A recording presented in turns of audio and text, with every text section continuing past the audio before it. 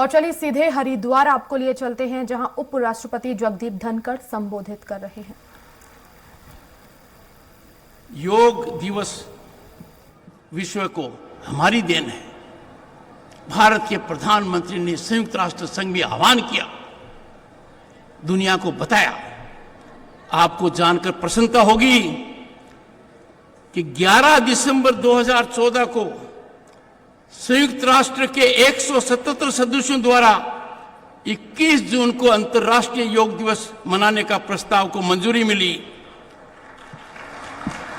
अब भारत के योग का योगदान दुनिया के हर भूभाग को मिल रहा है, हर व्यक्ति को मिल रहा है, उनके स्वास्थ्य में सुधार कर रहा है। और इस प्रस्ताव को अप्रत्याशित रूप से सफलता मिली और 90 दिनों में इसको पारित किया, जो एक नया इतिहास रचित हुआ। कहने को बहुत कुछ है, पर एक बात जरूर कहूंगा, गुरुकुल कांगड़ी जैसे शिक्षा संस्थान ज्यादा नहीं है। आप अद्भुत हैं।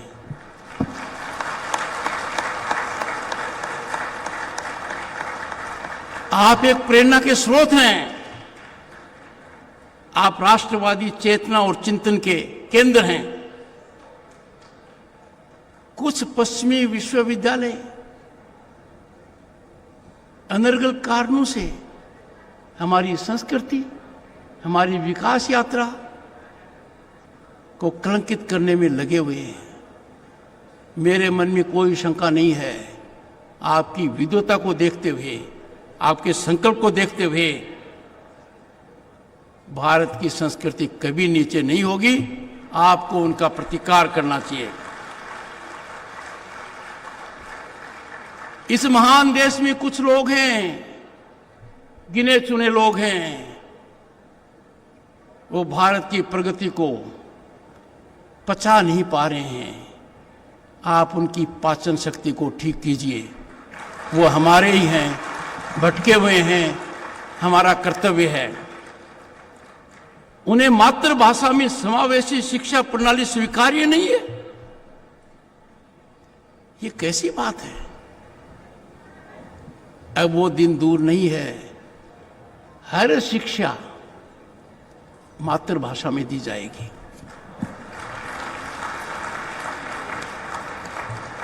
सोचो, कुछ लोग कहते हैं मुश्किल है।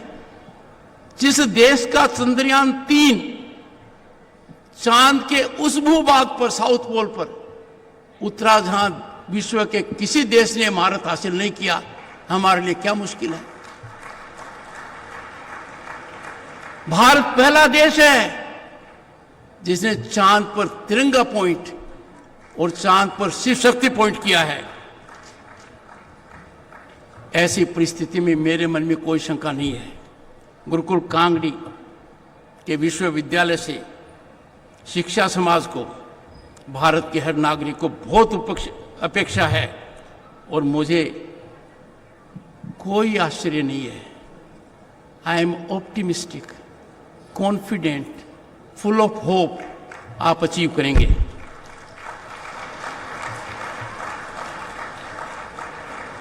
आर्य समाज ने सदैव नारी सशक्तिकरण को विशेष बल दिया है।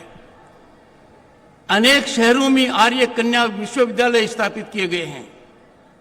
भारत के प्रधानमंत्री ने 3 दशक तक जो नहीं हो पाया, उसको अंजाम दिया और नारी सशक्तिकरण विधेयक को पास किया। अब हमारी लोकसभा में, विधानसभाओं में 1/3 आरक्षण महिलाओं का है। ये बहुत बड़ी उपलब्धि है। नई शिक्षा नीति जिस पर कहा गया है, माननीय राज्यपाल महोदय ने, इसी दिशा में एक सार्थक प्रयास है, जिसमें भारत की ज्ञान परंपरा की मजबूत नींव पर नया भारत अपने नए लक्ष्यों को हासिल करेगा। हमारा संकल्प होना चाहिए, और यह संकल्प मैं इस पावन भूमि से लेकर जा रहा हूं कि 2047 तक भारत न सिर्फ विकसित भारत होगा, बल्कि विश्व गुरु की अपनी प्रतिष्ठा को फिर से हासिल करेगा।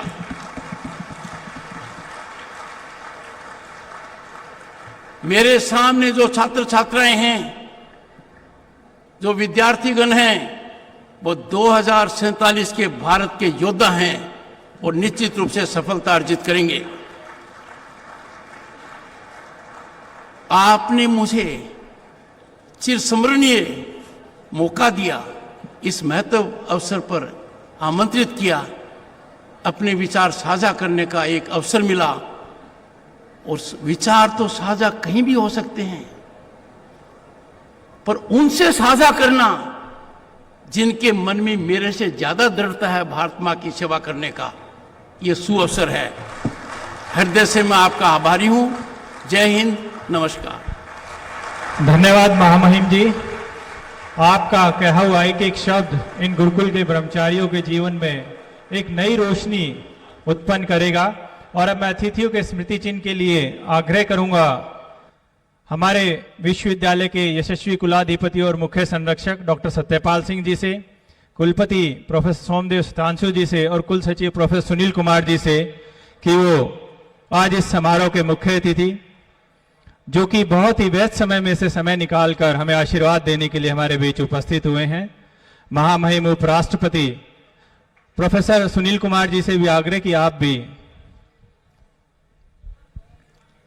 महामहिम एक स्मृति चिन्ह सर सत्यार्थ प्रकाश के रूप में आपको दिया जा रहा है, ताकि गुरुकुल की यादें हमेशा आपके मन में बनी रहें। और हम प्रत्येक गुरुकुल वासी, उत्तराखंड वासी आपका आभार व्यक्त करता है कि आप आए और आपने हमें अपना आशीर्वाद दिया। निश्चित रूप से संपूर्ण गुरुकुल परिवार आपका सदैव आभारी रहेगा, सदैव ऋणी रहेगा। इसी श्रृंखला में मैं आग्रह करूंगा, मातृशक्ति के रूप में हमारे बीच उपस्थित हैं डॉक्टर सुदेश धनखड़ जी, जिन्हें हमें सबको अपना आशीर्वाद दिया। मैडम अलका मैडम से आग्रह करूंगा कि वो भी आए और मातृशक्ति के रूप में हमारे बीच उपस्थित हैं डॉक्टर सुदेश धनखड़ जी, उनको भी स्मृति चिन्ह देकर सम्मानित करने का कष्ट करें, क्योंकि जहां पर मातृशक्ति का आशीर्वाद मिल जाता है वहां सभी कार्य पूर्ण हो जाते हैं।